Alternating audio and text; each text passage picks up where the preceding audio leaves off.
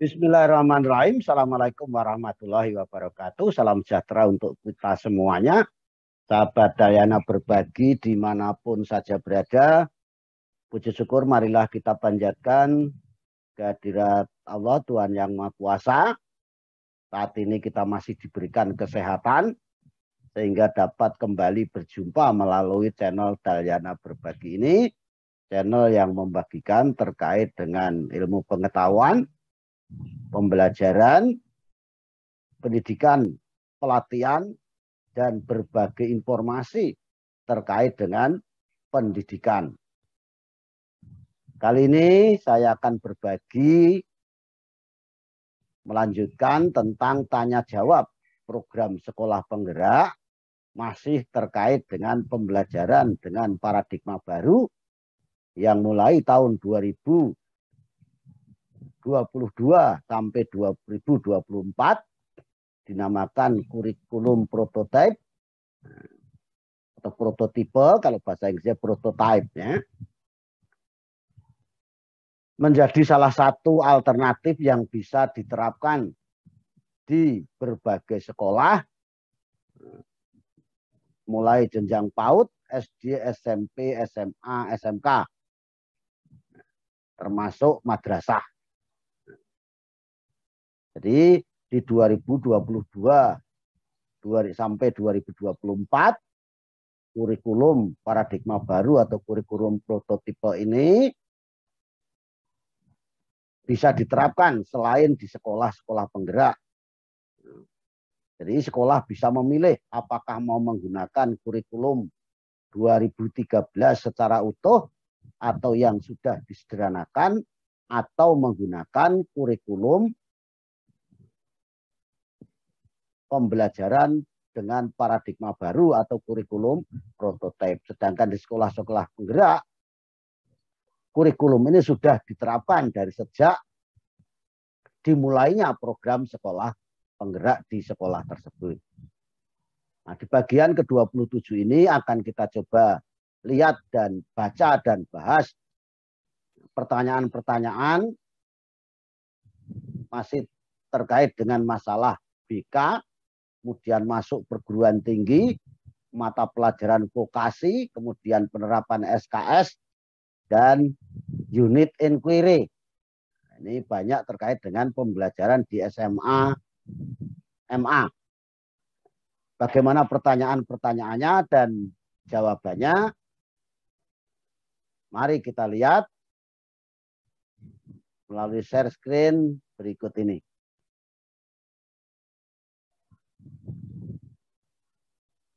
Nah, jadi ini pertanyaan nomor 181 sampai 188 yang akan kita coba lihat jawabannya. Nomor 181 pertanyaannya, karena konsultasi dengan guru BK itu menjadi penting, khususnya bagi siswa SMA, MA, pertanyaannya apakah perlu ada jam pelajaran untuk guru BK? Maksudnya apakah perlu guru-guru BK itu diberikan jam pelajaran khusus untuk masuk di kelas-kelas?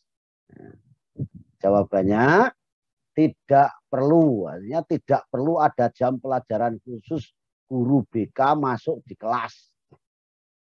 Namun guru BK memiliki peran penting dalam memimpin proses penelusuran minat dan bakat siswa bersama wali kelas dan atau guru mata pelajaran yang lain. Guru BK juga berperan dalam pelatihan dengan setiap individu siswa dan orang tua atau wali siswa. Nah, bagaimana waktu pelaksanaannya?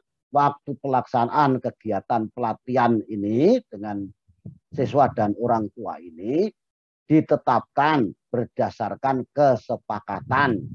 Tentu kesepakatan antara pihak sekolah, guru BK dengan kepala sekolah dan guru-guru lain, juga dengan siswa dan orang tua. Jelas ya? Nomor 182, bagaimana dengan pemilihan untuk masuk perguruan tinggi bila di SMA, MA itu tidak ada penjurusan, khususnya di SMA ya, akan ada penyesuaian terkait seleksi masuk perguruan tinggi. Seleksi didasarkan pada mata pelajaran yang diambil oleh siswa, bukan berdasarkan jurusannya. Jadi akan ada penyesuaian aturan terkait seleksi masuk perguruan tinggi. Jadi seleksi nanti tidak didasarkan pada jurusan, tetapi didasarkan pada nilai mata pelajaran yang diambil oleh siswa.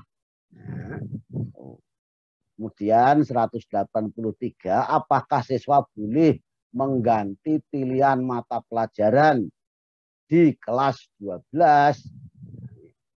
Siswa boleh mengganti pilihan mata pelajaran walaupun kurang disarankan. Artinya kalau sudah memilih di kelas 11 itu mata pelajaran yang dipilih itu ya sebaiknya di kelas 12 itu tidak ganti pilihan. Tetapi boleh meskipun ini tidak disarankan. Kenapa? Karena pelajaran di kelas 12 itu melanjutkan materi pelajaran di kelas 11. Sehingga siswa yang baru mengambil suatu mata pelajaran di kelas 12 tentu nanti perlu mengikuti, mengejar ketertinggalannya. Karena apa? Karena kalau diambil di kelas 12, maka siswa tersebut berarti tidak mengikuti pembelajaran mata pelajaran tersebut di kelas 11. Sehingga materi pelajaran di kelas 11 itu harus dikejar oleh siswa yang mengganti pilihan mata pelajaran di kelas 12. Maka ini tidak disarankan meskipun dibolehkan. Jelas ya? Nomor 184, mengapa ada mata pelajaran terkait dengan vokasi?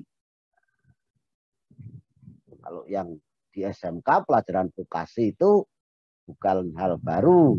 Di SMA ini ditanyakan kenapa perlu ada mata pelajaran terkait vokasi di kurikulum paradigma baru itu. Jawabannya, saat ini Indonesia memiliki 4.700 perguruan tinggi yang nantinya akan menampung lulusan siswa SMA dan SMK. Sedangkan jumlah lulusan SMA dan SMK tentu termasuk madrasah ya, madrasah aliyah kejuruan, rata-rata sekitar 2 sampai 3 juta setiap tahunnya. Jadi sangat jauh daya tampung perguruan tinggi. Dari 4.700 daya tampungnya, jumlah perguruan tinggi sebanyak 4.700 ini, lulusan SMA SMK 2 sampai 3 juta. Namun yang diserap oleh perguruan tinggi baru sekitar 38% dari rata-rata 2 sampai 3 juta ini. Berarti ada sekitar 62% yang tidak tertampung baik di perguruan tinggi negeri maupun swasta. Oleh karena itu, di sekolah perlu mempersiapkan siswa dengan keterampilan yang menjadikan siswa nanti mampu untuk bekerja bila tidak dapat melanjutkan ke perguruan tinggi. Nah, kemampuan keterampilan siswa untuk mampu bekerja bila tidak dapat melanjutkan ke perguruan tinggi itu diberikan melalui mata pelajaran vokasi. Jelas ya? Jadi jumlah perguruan tinggi tidak bisa menampung, bahkan 50% saja tidak tertampung, hanya mampu menampung 38%. Berarti ada 62% yang tidak tertampung. Nah, yang tidak tertampung ini kalau tidak bisa melanjutkan perguruan tinggi kan perlu bekerja. Baik bekerja di pemerintahan, perusahaan, baik BUMN maupun swasta, maupun bisa nanti berwirausaha. Nah, untuk itu perlu dibekali dengan mata pelajaran vokasi. Kemudian 185, adakah batas maksimum pengambilan mata pelajaran pilihan untuk siswa SMA? Jawabannya, total jam pelajaran yang disarankan per minggunya adalah 44 jam pelajaran, termasuk mata pelajaran pilihan. Nah, siswa tidak disarankan untuk mengambil mata pelajaran yang menyebabkan total jam pelajaran tersebut lebih dari yang ditentukan. Artinya apa? Ada batas maksimum yaitu 44 jam pelajaran per minggu. Sehingga siswa tidak disarankan atau tidak disarankan melebihi 1 minggu itu mengambil lebih dari 44 jam pelajaran. Ini termasuk mata pelajaran pilihan. Ya, 186. Pilihan mata pelajaran untuk pilihan arsitektur masuk ke perguruan tinggi sebaiknya diarahkan sejak kapan? Pertanyaannya. Misalnya ada siswa yang ingin masuk ke jurusan arsitektur di perguruan tinggi nanti, sebaiknya diarahkan sejak kapan? Mata pelajaran diarahkan sejak kelas 10. Jadi, disarankan itu apa? Diarahkan sejak kelas 10 sesuai dengan minat dan bakat siswa. Kemudian dengan berdiskusi dan bimbingan guru BK dan orang tua. Jadi jawabannya, pemilihan mata pelajaran kalau pengen masuk arsitektur atau masuk jurusan apa saja nanti di perguruan tinggi, itu sebaiknya diarahkan sejak dia memilih mata pelajaran sejak kelas 10. Kemudian sesuai dengan minat dan bakatnya, nanti di kelas 11 siswa memilih mata pelajaran yang sesuai dengan bakat dan minatnya dengan cara berdiskusi dan melalui bimbingan guru mata pelajaran, guru BK dan orang tua. 187, bagi sekolah yang telah menerapkan SKS, apakah dapat menggunakan pembelajaran paradigma baru ini? Sekolah tetap dapat menggunakan SKS dengan tetap merujuk pada capaian pembelajaran yang ada di kurikulum paradigma baru atau kurikulum prototipe.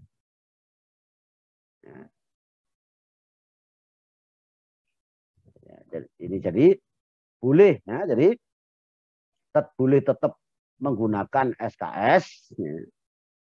Tetapi untuk KIKD-nya bisa menggunakan capaian pembelajaran yang ada pada kurikulum paradigma baru atau kurikulum prototipe. 188. Apakah yang dimaksud dengan unit inquiry pada kelas 10? Jawabannya, unit inquiry adalah kegiatan pembelajaran yang memfasilitasi peserta didik untuk mengidentifikasi dan memecahkan masalah yang ada di lingkungan sekitar dari sudut pandang berbagai mata pelajaran pada kelompok mata pelajaran IPA dan IPS dengan menggunakan metode pembelajaran atau ada juga model pembelajaran inquiry. Jelas ya? Saya ulangi bahwa yang dimaksud dengan unit inquiry itu adalah kegiatan pembelajaran yang memfasilitasi peserta didik untuk mampu mengidentifikasi dan memecahkan masalah yang ada di sekitar dari sudut pandang berbagai mata pelajaran pada kelompok mata pelajaran IPA dan IPS. Pembelajarannya dengan menggunakan metode atau menggunakan model pembelajaran inquiry. Demikian sudah kita bacakan. Tanya jawab program sekolah penggerak bagian 27 ini kita bacakan dan bahas pertanyaan nomor 181 sampai 188. Mudah-mudahan menjadi jelas dan terang terkait dengan kurikulum pembelajaran dengan paradigma baru atau kurikulum prototipe ini. Kalau ada hal-hal yang masih kurang jelas, silahkan boleh ditulis di bawah komentar video ini atau ditanyakan langsung ke Kemendikbudristek bisa melalui WA maupun melalui email yang ada di website program sekolah penggerak. Demikian saya kiri. Billahi taufik wal hidayah. Assalamualaikum warahmatullahi wabarakatuh. Salam sejahtera untuk kita semuanya. Terima kasih.